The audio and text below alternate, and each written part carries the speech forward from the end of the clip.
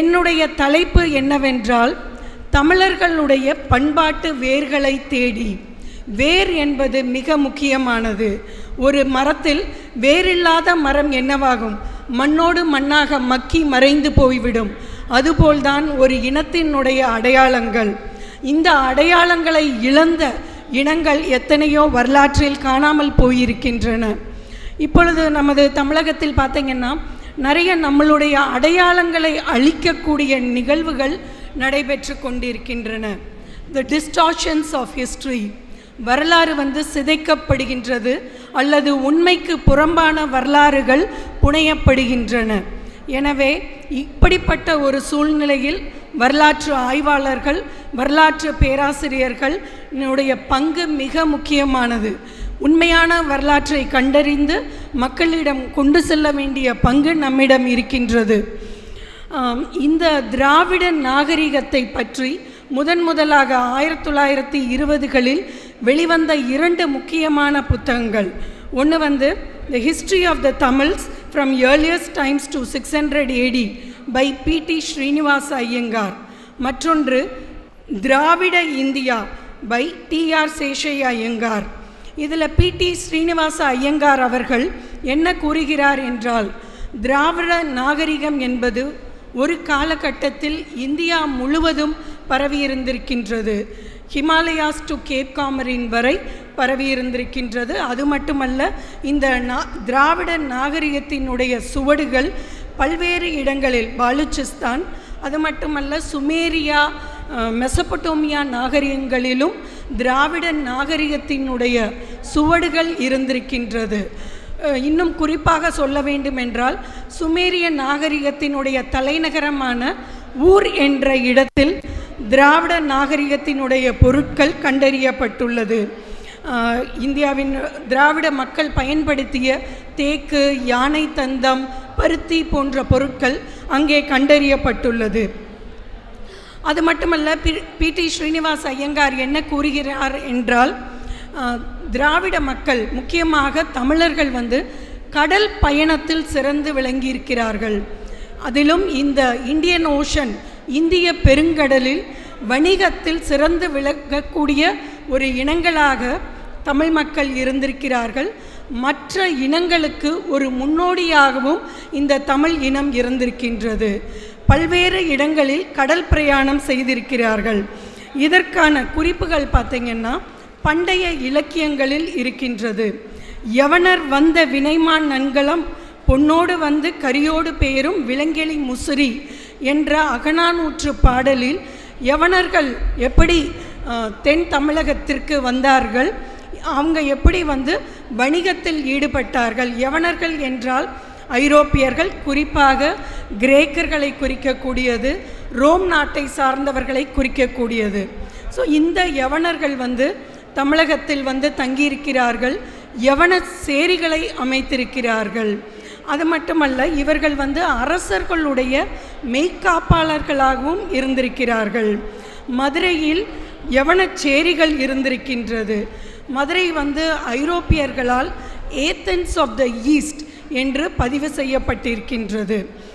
சிறந்த வணிகர்களுக்கு ஏட்டி என்ற பட்டமும் வழங்கப்பட்டிருக்கின்றது. இதுதான் கால சுழற்சியில் செட்டி என்ற பட்டமாக மறுவப்பட்டிருக்கின்றது. இவர்கள் கடல் பயணத்தில் சிறந்து விளங்கினார்கள் என்பதை பற்றி பார்த்தோம். அது மட்டுமல்ல, இந்த தென் பகுதிகள் முழுவதும் ஒரு கடல் சூழ்ந்த பகுதிகளாக இருந்ததன் காரணமாக நிறைய துறைமுகங்கள் இந்த பகுதியில் இருந்திருக்கின்றது. கிட்டத்தட்ட 25 துறைமுகங்கள் இருந்ததற்கான சான்றுகள் இருக்கின்றன. பாக்கம், புறம், பட்டினம் என முடியக்கூடிய அனைத்து ஊர்களும் துறைமுகங்களாக இருந்திருக்கின்றன. உதாரணமாக மகாபலிபுரம், காவிரி பூம்பட்டினம், குலசேகரப்பட்டினம், வீரபாண்டியப்பட்டினம். இது மட்டுமல்லாமல் கொர்க்கை, முசிறி, அரிக்கமேடு, ஆலங்குளம், காயல், பொறையூர், தொண்டி இவைகள் அனைத்தும் துறைமுகங்களாக இருந்திருக்கின்றன. துறைமுகங்கள் மட்டுமல்ல, இந்த தமிழர்கள் கப்பல் கட்டும் தொழிலிலும் சிறந்து விளங்கியிருக்கிறார்கள். நாம் வரலாறில் படிக்கும் பொழுது ஹென்றி த நேவிகேட்டர் பற்றி பார்த்துருப்போம். அவர் வந்து ஒரு போர்ச்சுகீஸ் நாட்டினுடைய அரசர். அவர் வந்து அவரே ஒரு மாலுமியாக இருந்தார், கப்பல் கட்டும் தொழிலில் ஈடுபட்டார் அப்படின்றதெல்லாம் பார்த்தோம். இவருக்கு பிறகு தான் ஐரோப்பியர்கள் அனைவரும் கடல் வணிகத்தில் ஈடுபட்டார்கள், கடல் பயணத்தில் மேற்கொண்டார்கள் என்பதெல்லாம் பார்த்தோம். ஆனால் அதற்கு பல்லாயிரம் ஆண்டுகளுக்கு முன்பே தமிழர்கள் வந்து கடல் வணிகத்திலும் கப்பல் கட்டும் தொழிலிலும் சிறந்து விளங்கியிருக்கிறார்கள் என்பது பல்வேறு ஆய்வுகள் மூலமாக, archaeological evidences, ethnographic evidences and இலக்கிய சான்றுகள் மூலமாக ஆய்வுகள் மேற்கொள்ளப்பட்டிருக்கின்றது. முக்கியமாக பேராசிரியர் விக்டர் ராஜமாணிக்கம் என்பவர், தஞ்சாவூரில் இருக்கக்கூடிய திருவாரூர் தமிழ் பல்கலைக்கழகத்தை சார்ந்த இவர் ஒரு மிகப்பெரிய ஆய்வை முடித்திருக்கின்றார். அவருடைய புத்தகத்தின் பெயர் traditional craft of boat building பற்றி இவர் ஒரு புத்தகத்தை வெளியிட்டிருக்கின்றார். இவர் மேலும் குறிப்பிடுவது என்னவென்றால், இந்த கப்பல் படகு பற்றி தமிழ் இலக்கியங்களில் கிட்டத்தட்ட 80 பெயர்கள் குறிப்பிடப்பட்டுள்ளது. இந்த பெயர்கள் அனைத்தும் அகநானூறு, நற்றிணை, புறநானூறு, பட்டினப்பாலை, குறுந்தொகை, பரிபாடல், பெரிய புராணம் ஆகிய இலக்கிய நூட்களில் கண்டறியப்பட்டுள்ளது. 80 பெயர்கள் என்றால் நினைத்து பாருங்கள், பண்டைய சமூகம், தமிழ் சமூகம் எப்படி வந்து கடல் வணிகத்தில் ஈடுபட்டிருந்தார்கள் என்று. அது மட்டுமல்ல, 5ஆம் நூற்றாண்டு வட்டெழுத்து கல்வெட்டிலும் கடல் படை தலைவன் என்ற குறிப்பு இருக்கின்றது. கிபி 12ஆம் நூற்றாண்டில் கரந்தை கல்வெட்டில் இலங்கையை கொண்ட சோழன் என்ற குறிப்பு இருக்கின்றது. அப்புறம் ஆலங்குளம்ல இருக்கக்கூடிய அந்த பாட்ரி பெயிண்டிங்லையும் கப்பல் ஓவியம் கண்டறியப்பட்டுள்ளது. 80 பெயர்கள் கடல் கப்பல் பற்றி இருக்கின்றது என்று கூறினேன் இல்லையா?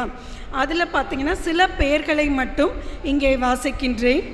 திமிலி, நாவாய், அம்பி, படகு, மதலை, தெப்பம், புனை, கலாம், வானகம், மிதவாய், பரிசல், தோணி, கப்பல், ஓடம் என்ற சில பெயர்களை மட்டும் நான் இங்கே குறிப்பிட்டுள்ளேன்.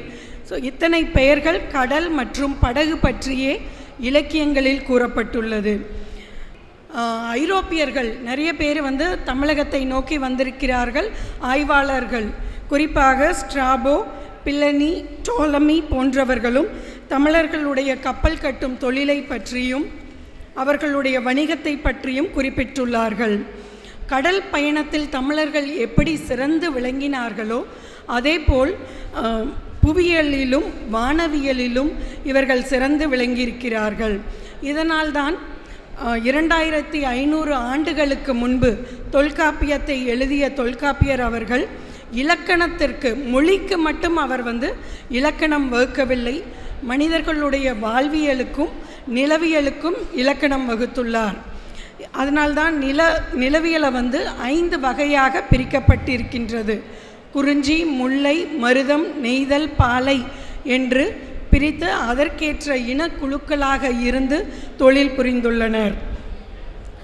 மேலும் சேஷையா ஐயங்கார் அவர்கள் இந்த Aryan penetration into southern India என்பதை பற்றி அவர் குறிப்பிடும் பொழுது, த விரைல் ஆரியன்ஸ் அப்படின்னா ஒரு ஆதிக்க மனப்பான்மை உடைய இந்த ஆரியர்கள் எப்படி தென்னகத்தை நோக்கி வந்தார்கள் என்பதை இந்த ராமா கல்ட் பெனிட்ரேஷன், ராமாயணம் எழுதப்பட்ட காலகட்டத்தில் வால்மீகி அவர்கள் வந்து குறிப்பிடும் பொழுது, ராமர் வந்து தென்னகத்தை நோக்கி வருகின்றார் ராவணன் மீது போர் தொடுப்பதற்காக.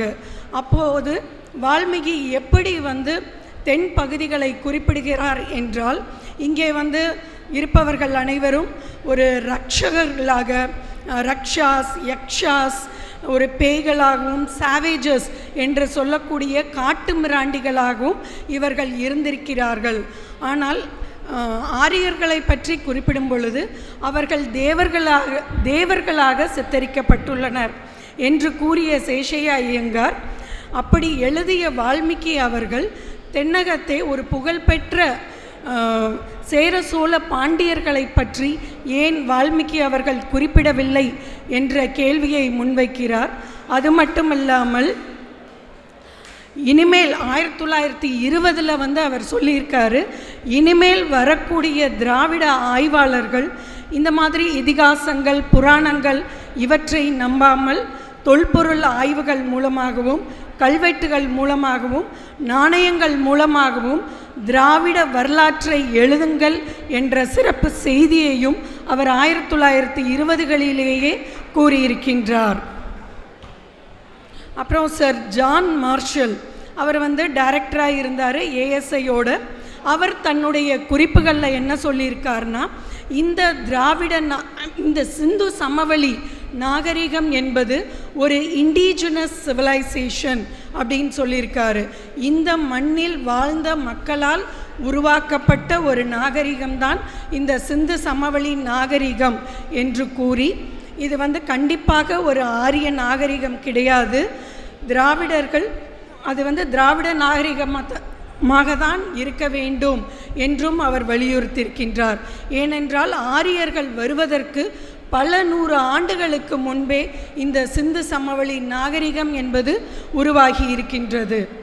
தமிழர்களினுடைய வழிபாட்டு முறைகளை பற்றி நாம் பார்க்கும் பொழுது அவை தமிழர்களினுடைய பண்பாட்டு வேர்களாக கருதப்படுகின்றது. இதை பற்றி இன்னும் ஆழமாக ஆய்வு செய்தவர் பேராசிரியர் தோ பரமசிவன் அவர்கள். இவர் பல்வேறு ஆய்வுகள் தமிழர்களுடைய பண்பாடு, உணவு, மருத்துவம், நாட்டார் தெய்வங்கள் போன்றவற்றை ஆய்வு செய்திருக்கிறார். இவர் எழுதிய புத்தகம்தான் தென்புலத்து மண்பதை என்ற புத்தகம். இந்த ஆய்வுகளின் மூலமாக அவருடைய ஆய்வுகளுக்கு எது அடித்தளமாக இருந்தது என்றால் திராவிடமும் பெரியாரியமும் மார்க்சியமும் தான் அவருடைய ஆய்வுகளுக்கு அடித்தளமாக இருந்திருக்கின்றது. மேலும் தோப்பா அவர்கள் என்ன கூறுகிறார் என்றால், வரலாற்று ஆய்வு என்பது அடித்தள மக்களிடம் இருந்துதான் செல்ல வேண்டும் என்பதையும் அவர் வலியுறுத்துகின்றார். தமிழ் மெய்யியல் கோட்பாட்டை பொறுத்தளவு முன்னோர் வழிபாடு என்பது ஒரு வழக்கமாக இருந்திருக்கின்றது.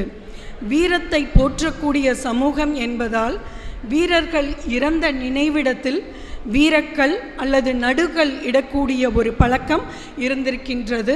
இதுதான் கால மாற்றத்தில் சிறு தெய்வ வழிபாடாக உருவாகி இருக்கின்றது. அது மட்டுமல்ல, தாய் தெய்வ வழிபாடு என்பது தமிழர்களினுடைய பண்பாட்டு வேறாக கருதப்படுகின்றது.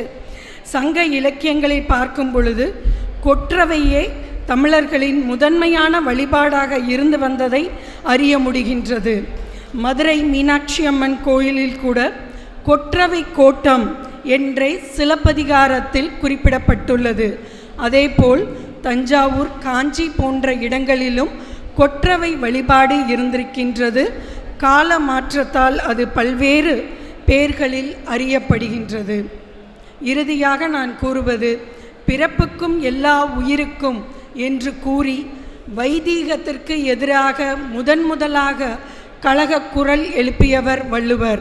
அதேபோல் வேற்று இனத்தவரின் மூட பழக்க வழக்கங்களால் ஆட்கொள்ளப்பட்டு பிளவுபட்டு அடிமைகளாக சீரழிந்த நிலையில் இருந்த தமிழர்களை அவர்களது தலையாய பண்புகளான அறம் சார்ந்த வாழ்வியல் முறை, பெண்ணியத்தை போற்றுதல், வீரம், நீதி, நேர்மை, சமதர்மம், பகுத்தறிவு போன்ற நற்குணங்களை எல்லாம் தமிழர்களின் மரபணுவில் தூண்டி எழுப்பி தலை நிமிர்ந்து சுயமரியாதையோடு வாழ செய்த இந்த நூற்றாண்டின் ஐயம் தீர்த்த ஐயனாராக விளங்கும் பெரியார் அவர்களும் வள்ளுவர் அவர்களும் தான் தமிழர்களின் இரு கண்களாக போற்றக்கூடியவர்கள்.